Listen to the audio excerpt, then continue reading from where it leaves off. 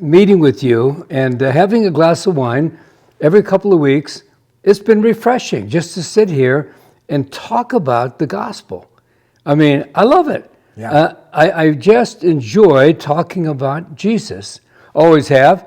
And I've always felt that I'm more a worshiper than I am a pastor or a teacher. So I'm going to go back to Ecclesiastes 12:12.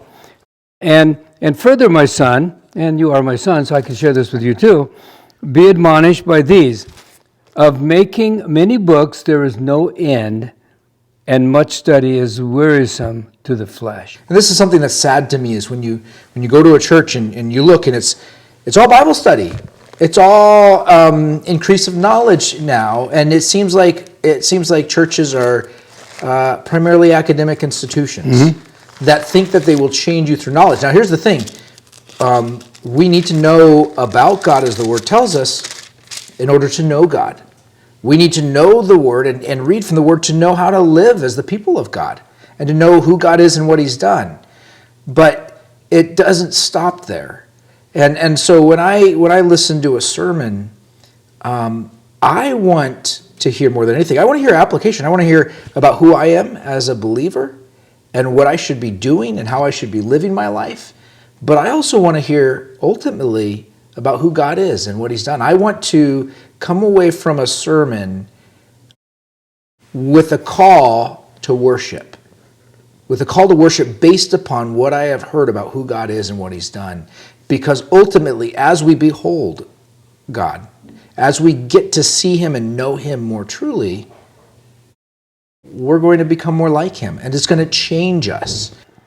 So what I'm hearing, and I think it's so important for people to understand, it isn't about just acquiring knowledge so that we can benefit ourselves in society, but we should acquire the knowledge of God so that we can benefit ourselves for eternity.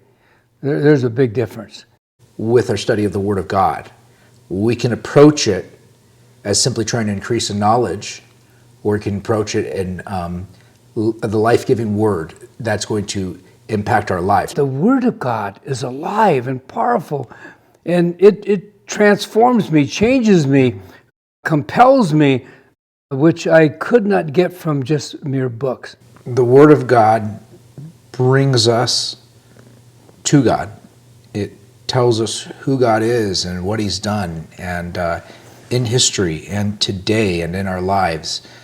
And the reason why it's life-changing is because we're made in the image of God.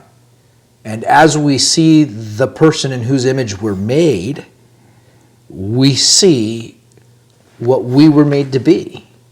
We were made to be like God. Yeah. We were made to love like Him, to create like Him, to live and move and breathe in the world and be in relationship in a way that reflects His goodness and His grace and His glory. And that's why, well, when you read the Word of God, I'm drawn in, not to knowledge, but to Jesus.